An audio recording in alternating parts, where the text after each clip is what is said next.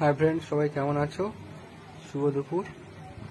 আজকে চলে এসেছি আর একটা নতুন ভিডিও নিয়ে।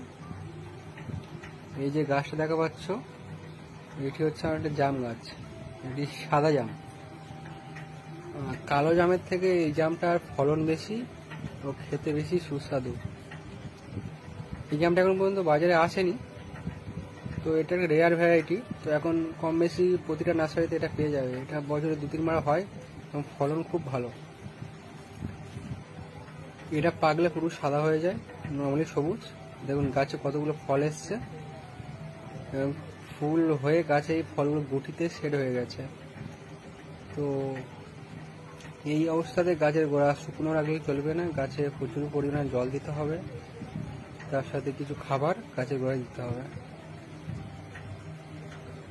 এই গাছটা একটা আমার ফলের ক্যারেটের মধ্যে আছে।